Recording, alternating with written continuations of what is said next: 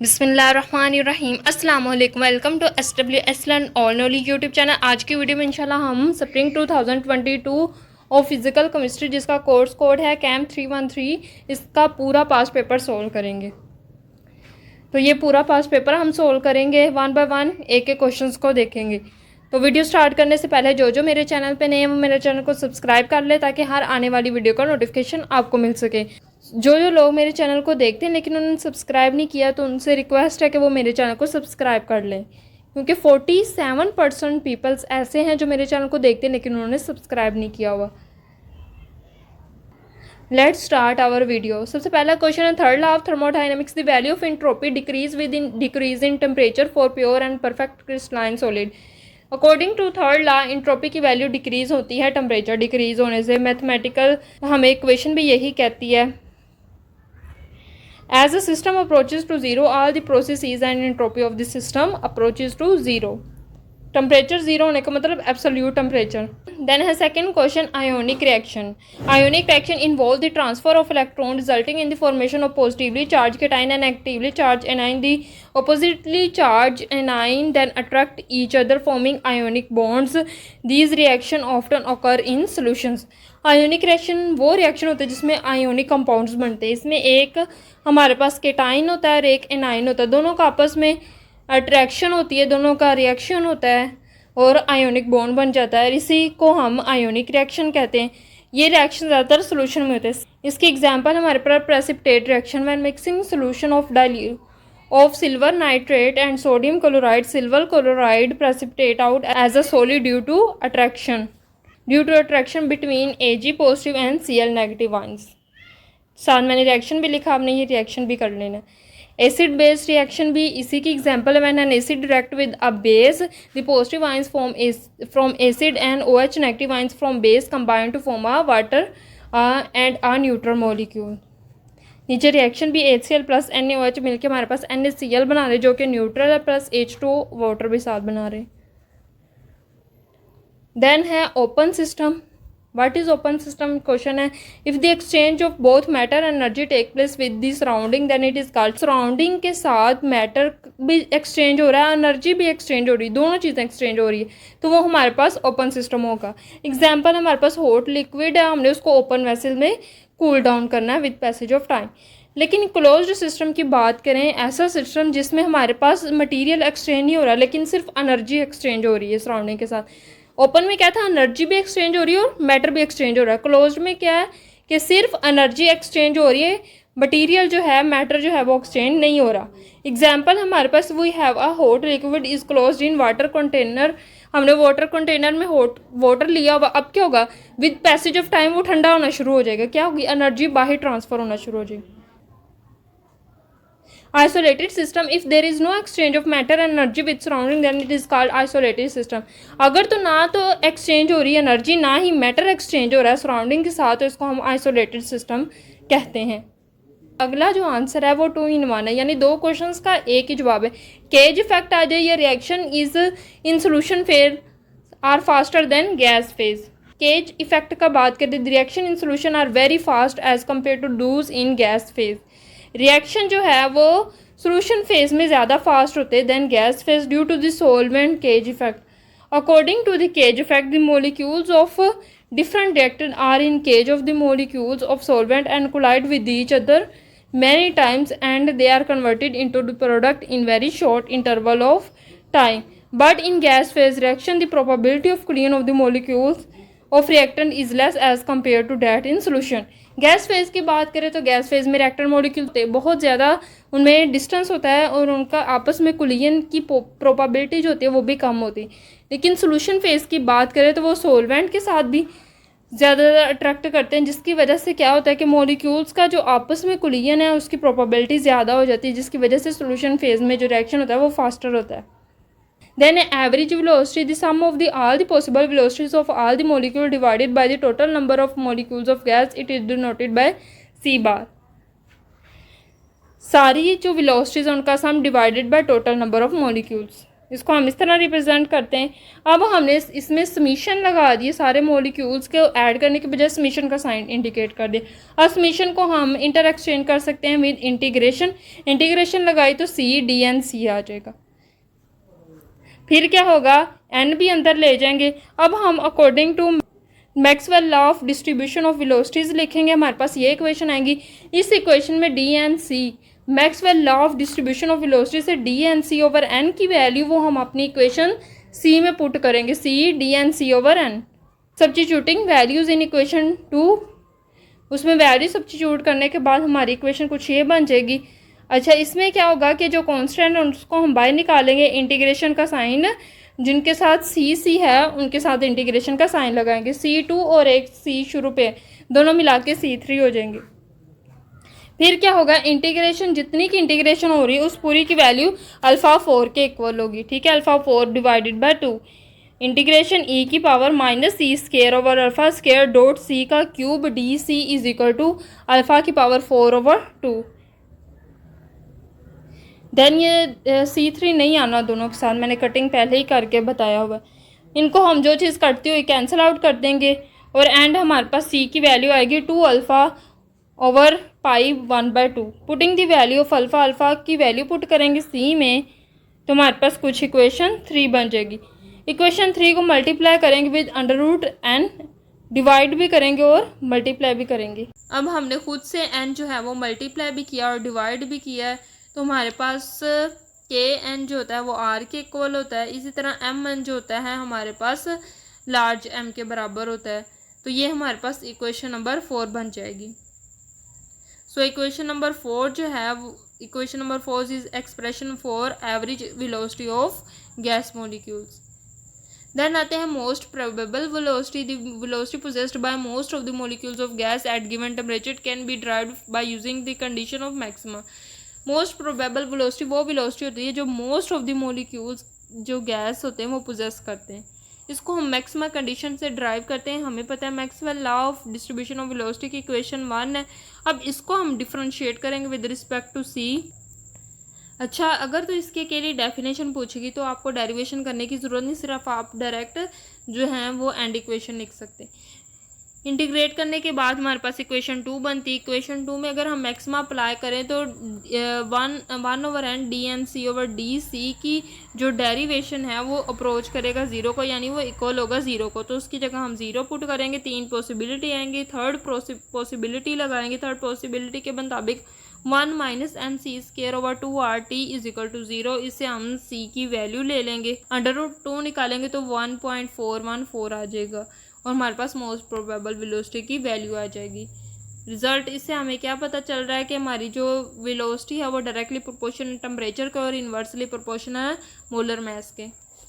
Root mean square velocity की definition है, the root mean square velocity is the square root of average of the square of velocities. ये root mean square की definition है। अब root mean square जो है सी बार यानी सी square ले ले, एवरेज वेलोसिटी का स्केयर ले ले तो दूसरी वेलोसिटीज़ का भी स्केयर आ जाएगा। इस तरह हम जिस तरह एवरेज को हमने किया था बिल्कुल इसी तरह इसको करेंगे। फिर integration law of distribution of velocity की वैल्यू हम इसमें पुट करेंगे। D N C over N की वैल्यू पुट करने के बाद हमारे पास इक्वेशन बन जाएगी कुछ इस तरह। इसमें हम अल्फ़ा स्केयर की वैल्यू लेके आएंगे, अल्फ़ा स्केयर की जगह उसकी वैल्यू पुट करेंगे। अल्फ़ा स्केयर इधर 2KT ओवर m जो है हमारे पास अल्फ़ा स्केयर के बराबर होगा, उसको पुट करेंगे। बाद में जो इंटीग्रेशन वाली इक्वेशन होगी उसको सोल्व करेंगे बिल्कुल हमारे पास एवरेज की तरह। सोल्व करने के बाद उसकी वैल्यूज पुट करने के बाद अंडर रूट लेंगे तो वो रूट मीन स्क्वायर वेलोसिटी बन जाएगी। उसको सोल्व करेंगे तो हमारे पास एंड इक्वेशन आ जाएगी। ये इक्वेशन हमें यही बता रही कि जो रूट मीन स्क्वायर वेलोसिटी वो डायरेक्टली प्रोपोर्शनल है टेम्परेचर को और inversely proportional under root of m। अगला क्वेश्चन है define state function. The property which depend upon the state of the system and independent of the path followed to attain it is called state function. कोई भी जो property है वो तब state function कहलाती है जब वो इंडिपेंडेंट होती है पाथ के, यानी चाहे हम सीधा चल के आएँ चाहे हम उल्टा चल के आएँ, हमारी वो प्रॉपर्टी इस पर डिपेंड नहीं करती, वो इनिशियल और फाइनल स्टेट पे डिपेंड करती है। जिस तरह हम देखें तो इंथाल्पी की देखें, किसी भी सिस्टम की इंथाल्पी जो है वो स्टेट फंक्शन है, क्योंकि वो इनिशियल और फाइनल कंडीशन पे डिपेंड करती है। वो देन अगला क्वेश्चन है, give two statement of second law of thermodynamics, it is impossible to have a complete conversion of heat into work done without leaving some effects elsewhere. ये एक definition हो जाएगी। It is not possible to construct a machine which is functioning in cycle which can convert heat completely into equivalent amount of work without producing changes elsewhere. Heat cannot be passed from colder to hotter body without the use of an external agencies। तो मैंने ये 3 definition बताई, आपने इनमें से कोई 2 कर लेनी। देन है कार्नेट साइकिल को ड्रा करना। तो कार्नेट साइकिल में हमारे पास 4 तरह के प्रोसेस होते हैं, adiabatic compression, isothermal expansion, adiabatic expansion and isothermal compression. Then अगला क्वेश्चन है, what factors influence the rate of a biomolecular reaction. तो कंसंट्रेशन, रिएक्टेंट की कितनी कंसंट्रेशन वो भी इफेक्ट करती, टेम्परेचर कितना, एक्टिवेशन एनर्जी कितनी चाहिए, phase of the reaction, reactants कौन सा, यानी गैस फेज है या सोल्यूशन फेज है। गैस फेज होगा तो कम स्पीड होगी, लेकिन अगर सोल्यूशन फेज है तो रिएक्शन फास्टर होगा। कैटालिस्ट क्या है, सोलवेंट क्या है। तो ये सारी कंडीशन जो है वो बायोमोलिकुलर रिएक्शन को इफेक्ट करती हैं। देन अगला question, how can one determine the pre exponential factor from the Arrhenius equation. तो आर्हीनियस इक्वेशन लिखेंगे, फिर हम इसका लॉग लेंगे आर्हीनियस इक्वेशन का। हमारे पास इक्वेशन कुछ ये बन जाएगा, हम नेचर लॉग के की वैल्यू लेंगे। तो इससे ये हमारी जो इक्वेशन है स्ट्रेट लाइन इक्वेशन से बिल्कुल मैच करेगी। इससे हम ग्राफ बनाएंगे। ग्राफ बनाने के बाद इसका जो इंटरसेप्ट है यानी नेचुरल लॉग ए, उसका एक्सपोनेंशियल लेंगे। इसका जो नेचुरल लॉग इंटरसेप्ट है जिसको हम कह रहे हैं नेचुरल लॉग ए, नेचुरल लॉग ए का हम एक्सपोनेंशियल लेंगे तो हमारे पास ए की वैल्यू आ जाएगी, जो कि हमारे पास आर्हीनियस एक्सपोनेंशियल फैक्टर है। देन आगे हैं लॉन्ग क्वेश्चंस पे। लॉन्ग क्वेश्चंस पे हम मैक्सवेल रिलेशन देखेंगे। सबसे पहला रिलेशन है, change in temperature with respect to change in volume at constant entropy is equal to negative change in pressure with respect to change in entropy at constant volume.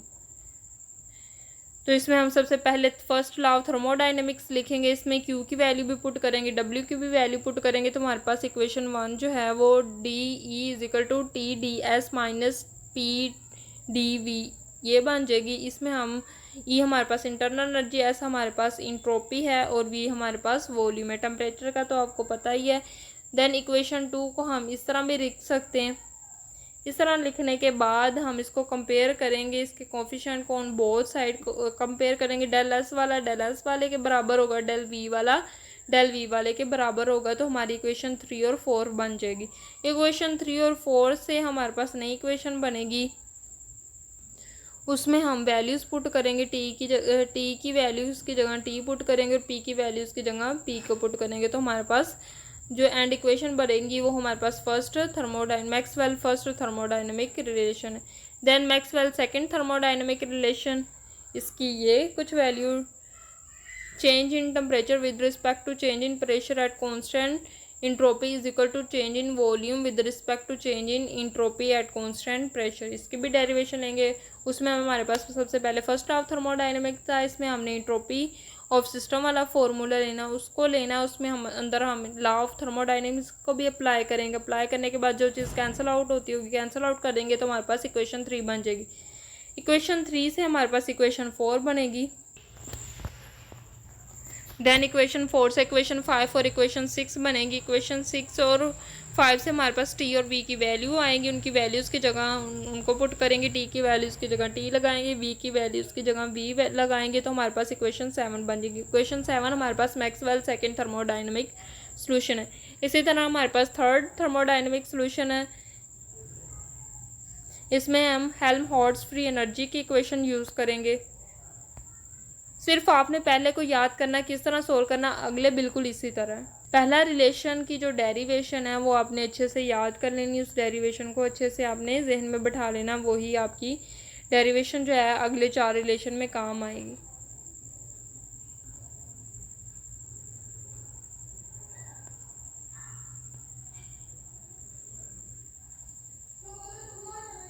तो ये हमारे 4 Maxwell relations. Then हमारे पास Ering equation, इसकी हमने derivation करनी और then हमने इसके पैरामीटर्स बताने। तो इरिंग इक्वेशन पहले लिखेंगे, पहला बाद में हम इसकी डेरिवेशन करेंगे। इसकी डेरिवेशन को हम बाय ट्रांजिशन स्टेट थ्योरी से करेंगे तो इसके मुताबिक जो है वो बायोमोलिकुलर इक्वेशन को कुछ इस तरह रिप्रेजेंट की जाएगी, A plus B is equal to A plus B, और उसके ऊपर आपने छोटा सा साइन जो मैंने लगाया वो आपने लगाना इज इक्वल टू पी। अब अच्छा, इसमें हम इक्विलिब्रियम कांस्टेंट की वैल्यू लेना चाहें तो के जो है हमारे पास पहले ऊपर रिएक्टेंट और नीचे प्रोडक्ट आएंगे। रिएक्टेंट अगर तो हम पहला रिएक्शन देखें तो उसमें हमारे पास जो प्रोडक्ट है वो कॉम्प्लेक्स है, ए बी कॉम्प्लेक्स, और रिएक्टेंट जो है हमारे पास वो ए और बी है। तो वो इक्वेशन हमारे पास कुछ इस तरह बन जाएगी। अब इसमें ए बी की वैल्यू निकालनी हो कॉम्प्लेक्स की, तो ए और बी नीचे मल्टीप्लाई डिवाइड हो रहे हैं, दूसरी साइड पे जाके के साथ मल्टीप्लाई हो जाएंगे, तो हमारे पास इक्वेशन नंबर 1 बन जाएगी। अब इक्वेशन नंबर 1 जो है, अब किसी भी रिएक्शन का रेट वो किस पे डिपेंड करेगा, यानी अब देखो प्रोडक्ट का रेट किस पे डिपेंड करेगा, हमें कैसे पता चलेगा प्रोडक्ट कब ज़्यादा बनेगा। अगर तो हमारे पास कॉम्प्लेक्स की कंसंट्रेशन ज़्यादा होगी तो rate of formation of product भी क्या होगा, ज़्यादा होगा, यानी प्रोडक्ट की कंसंट्रेशन डायरेक्टली प्रोपोर्शन होगी एक्टिवेटेड कॉम्प्लेक्स की कंसंट्रेशन के। डायरेक्टली प्रोपोर्शन साइन को हटाएंगे तो कॉन्स्टेंट आएगा के। देन क्या करेंगे, हम बताएंगे कि के हमारे पास वाइब्रेशनल फ्रिक्वेंसी है, इसकी हमारे पास वैल्यू पास होती है के बी टी ओवर एच। इसकी वैल्यू हम अपनी इक्वेशन 2 में पुट करेंगे। पुट करने के बाद हमारे पास नई इक्वेशन बन जाएगी। अब नई इक्वेशन में हम ए बी की जो वैल्यू है, हमने इक्वेशन 1 से ए बी की वैल्यू जो है वो इसमें पुट करनी है। ए बी की वैल्यू पुट करने के बाद हमारे पास इक्वेशन 3 बन जाएगी। अब ये जो है इक्वेशन ये हमारे पास रिप्रेजेंट करती है rate of biomolecular reaction in which reactant transform into the product after passing a transition state. अब हम इसी की जगह एक नई इक्वेशन सिंपल बायोमोलिकुलर रिएक्शन लेते तो उसकी इक्वेशन क्या होगी, rate of formation of product is equal to K two concentration of reactant A and concentration of reactant B. अब ये देखो दोनों की तरफ क्या है, दोनों के लेफ्ट हैंड साइड बराबर है इक्वेशन 3 और 4 को, तो हम कंपेयर करेंगे तो इनकी राइट हैंड साइड भी इक्वल होंगी। तो दोनों की राइट हैंड साइड को इक्वल लिखेंगे, ए से कैंसिल आउट हो जाएगा, बी से कैंसिल आउट हो जाएगा, तो K two K B T H O is equal K two is equal to K B T over H K. अब हम क्या करेंगे, जो इक्विलिब्रियम कांस्टेंट है उसका रिलेशन बताएंगे विद गिव्स फ्री एनर्जी। उसके मुताबिक जो है del G is equal to minus R T nature log K. अगर हम नेचर लॉग के को अलग कर दे तो माइनस आर टी इधर मल्टीप्लाई हो रहा है, दूसरी साइड पे आके डिवाइड हो जाएगा। इसकी हम एंटी लॉग ले लेंगे, एंटी लॉग लेंगे तो के अकेला ले जाएगा, और जो माइनस डेल जी ओवर आर टी है वो ई की पावर। अब हम के की वैल्यू जो इक्वेशन नंबर 5 में पुट करेंगे तो हमारे पास नई इक्वेशन बनेगी जिसको हम इक्वेशन 7 कह दें। अब हमें पता है डेल जी की वैल्यू हमारे पास होती है del H minus T del S, उसकी जगह उसकी वैल्यूज पुट करेंगे, दोनों को अलग अलग कर लेंगे। दोनों को अलग अलग करने के बाद जो चीज़ जिससे कैंसिल आउट होती काट देंगे, और एंड हमारे पास इक्वेशन बन जाएगी इरिंग इक्वेशन। देन अगला पार्ट है Ering parameter using Ering equation. अच्छा, इरिंग पैरामीटर्स दो होते हैं, इंथाल्पी ऑफ एक्टिवेशन और इंट्रोपी ऑफ एक्टिवेशन। सबसे पहले इरिंग इक्वेशन लिखेंगे, इसका लॉग लेंगे तो लेफ्ट हैंड साइड पे लॉग आ जाएगा, राइट हैंड साइड पे भी लॉग आएगा, और जो ई की पावर है वो ई ख़त्म कर देगा और ई की पावर हमारे पास स्ट्रेट आ जाएगी। तो ये जो नई इक्वेशन बनेगी वो भी हमारे पास स्ट्रेट लाइन इक्वेशन होगी उस in the form of intercept. अब स्ट्रेट लाइन इक्वेशन में हमारे पास जो स्लोप होगी वो हमारी इंथाल्पी ऑफ एक्टिवेशन को शो करेगी, यानी स्लोप से हम इंथाल्पी कैलकुलेट कर सकते हैं। लेकिन इंट्रोपी ऑफ एक्टिवेशन जो है वो हमारे पास इंटरसेप्ट से कैलकुलेट होगी। अगर हमें इंटरसेप्ट पता होगा तो हम इंट्रोपी ऑफ एक्टिवेशन कैलकुलेट कर लेंगे, यानी from the intercept we can calculate the del S. Then है ट्रांजिशन स्टेट थ्योरी और उसके पोस्टुलेट। तो इसके 5-6 पोस्टुलेट है वो आपने अच्छे से करने हैं। पहला पोस्टुलेट है the reaction between the two species A and B lead to formation of an activated complex. दूसरा है activated complex is highly unstable energetic species that spontaneously decompose to give the product. तीसरा the reaction between the reactant and activated complex is reversible. चौथा है activated complex is and dynamic equilibrium with reaction. पांचवा है formation of product from activated complex is an irreversible process. छठा postulate rate of formation of product depends upon the concentration of activated complex.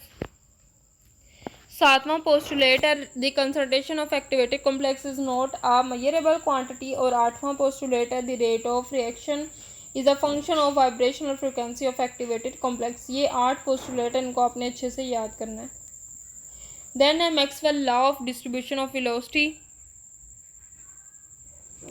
अच्छा, ये बहुत ज़्यादा important है। पहले हम कहेंगे कोई भी मॉलिक्यूल है उसकी वेलोसिटी सी है, अगर तो उसके 3 कंपोनेंट है यू वी डब्ल्यू, तो सी स्केयर जो है वो हमारे पास इक्वल होगा U square plus V square plus W square. अगर ये तीनों इंडिपेंडेंट हैं, एक दूसरे के ऊपर डिपेंड नहीं करते, तो प्रोबेबिलिटी होगी वो हमारे पास F U D V, F V D V और एफ डब्ल्यू डी डब्ल्यू आ जाएगा। अब जो हमारे पास इक्वेशन 1 है उसका हम इंटीग्रेट करेंगे, उसका हम डेरिवेटिव निकालेंगे, पार्शियल डेरिवेटिव।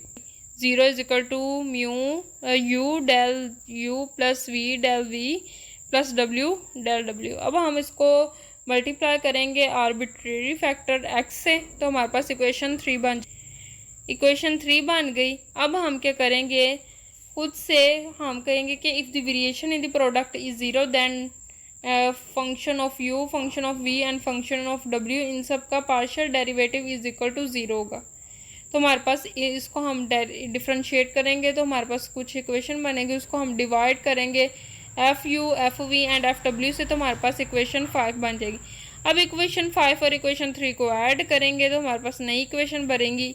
इससे जो है हम F prime U F U plus F U is equal to 0, पहले इसकी वैल्यू कैलकुलेट करेंगे तो हमारे पास जो होगी इक्वेशन से, इसको हम पे इंटीग्रेट करेंगे। इंटीग्रेट करने के बाद हमारे पास इक्वेशन ए बन जाएगी। अब जिस तरह इक्वेशन ए बनी है यू के लिए, इसी तरह हम वी के लिए भी लिखेंगे और डब्ल्यू के लिए भी लिखेंगे।